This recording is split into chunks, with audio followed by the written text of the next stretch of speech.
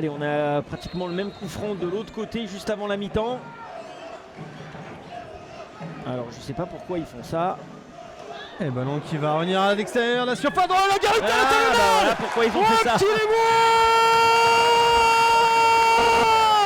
Ce but d'Arnaud Garita. Allez, il y a de la concurrence à milieu de terrain. Même si Ekmeyer, le voici d'ailleurs, ballon au pied. Ekmeyer, on le voit la plus bonne également. passe. Allez, Montiel. Dans la course de Montiel en retrait. Kouarchi avait attendu, il prend son temps et la sortie. Et c'est but. Et le but de Geoffrey Kouarchi. Ah, c'est une belle action. Et les Bressans qui doublent la mise. Et sur cette action, on retiendra le collectif burgien. C'est une équipe qui marque beaucoup en ce moment en plus. Mais ça, de manière générale, comme toutes les équipes que Richard désirait a entraîné. Oh, attention, ça a coupé un premier poteau.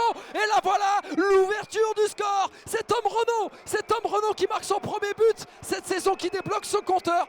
Vous voyez, il y a deux Odoniens pour trois Choletais. Le bon centre, la déviation, c'est bien fait. Pape Meissaba, c'était vers Cherendoy qui va récupérer finalement ce ballon.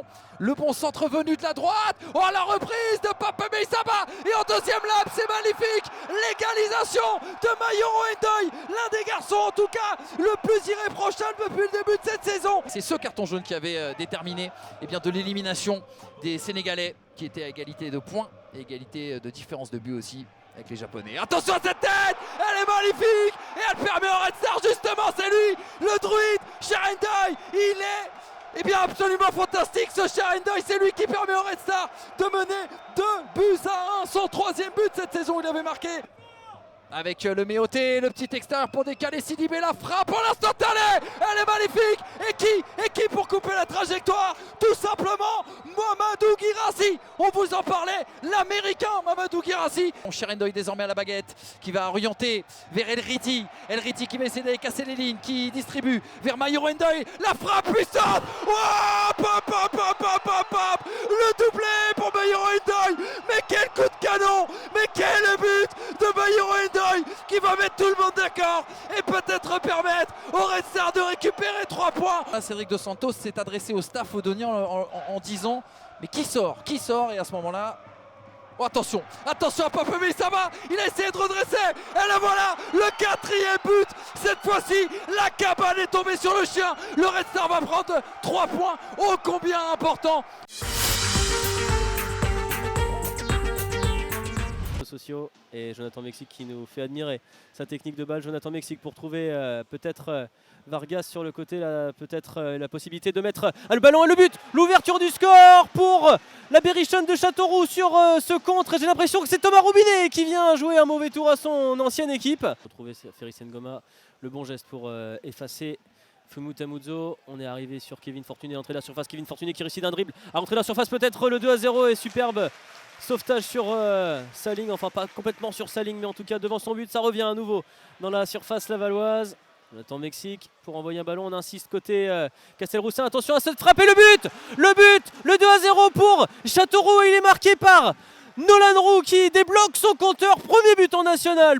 Sur Fumut Amudzo, le rôle est peut-être à trouver sur Gotenin. On va tenter de trouver dans la profondeur Kader Nchobi qui peut se présenter face à Delcroix. Et la réduction de l'écart de Kader Nchobi qui marque enfin son premier but avec le Stade Lavallois. Soir de première après Nolan Roux côté Castelroussin. C'est Nchobi qui se débloque du côté lavallois.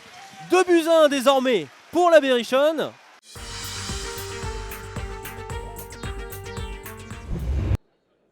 Alexandre Campanese. C'est dans la boîte, c'est plutôt bien tiré, ça a été touché de la tête. Est-ce que ça va pouvoir revenir sur un Bastier? Ouais, il y a faute là aussi. Oh là, c'est rouge. Exactement, carton rouge pour le oh là là là Sébastien là, Barbeau. ouais, par contre, il va falloir voir également ce qui se passe avec le joueur qui est à terre. On n'a pas eu l'occasion de voir exactement de qui il s'agit. J'ai bien l'impression que c'est un geste non maîtrisé de Jordan Machado. C'est bien François Lajugie qui va quitter ses partenaires. Exactement, c'est exactement ça. Chaque équipe peut battre chaque équipe. Oh, c'est bien fait ça encore dans la surface de réparation. Il n'y a pas de position de hors-jeu. Peut-être le ballon qui va arriver. Oui, l'ouverture de score. L'ouverture du score pour Orléans. Et c'est signé Fabien Aurega, le numéro 21. 1-0 après 11 minutes de jeu. Et ça va peut-être être tiré à 2. Et 1 minute de temps additionnel, vous l'avez entendu avec le speaker il y a quelques instants. C'est tiré à 2, ça va être touché, l'arrêt encore de Balichon pour le deuxième. Jimmy Albi Touré, deuxième but de la saison. Jimmy Juste avant la mi-temps. Et ben voilà, enfin, ils sont récompensés d'un deuxième but qui n'avait pas été présent pendant quelques rencontres. Et l'Arnaud Bagy, le qui va pouvoir dégager. Attention parce que ça va continuer quand même dans la surface de réparation Bastiez. Il n'y a pas de position de hors-jeu. La But frappe, et ben voilà. Demby.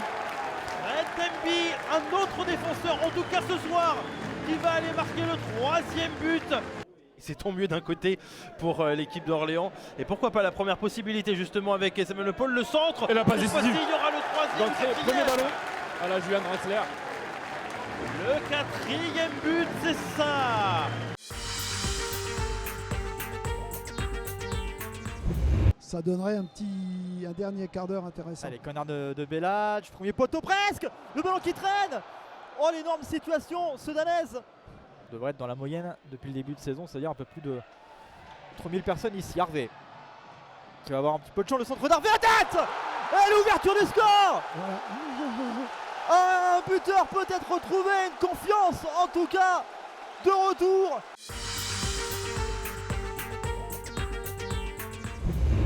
Pour les Comblisiens, Madidala qui oriente sur le côté avec Martin Expérience, il est jeune, qui va pouvoir centrer. Oh, attention, la mauvaise sortie, déjà l'ouverture du score. Elle est signée David Paulet contre Boulogne. En effet, c'est lui qui a aussi permis à son équipe de récupérer. Et le deuxième but. Et oui, le deuxième but déjà pour cette équipe d'Avranches. Talal qui plonge alors.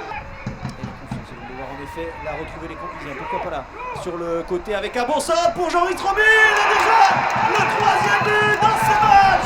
Chambly qui réduit la marque après un super bon centre. Il est signé Axel Doshi.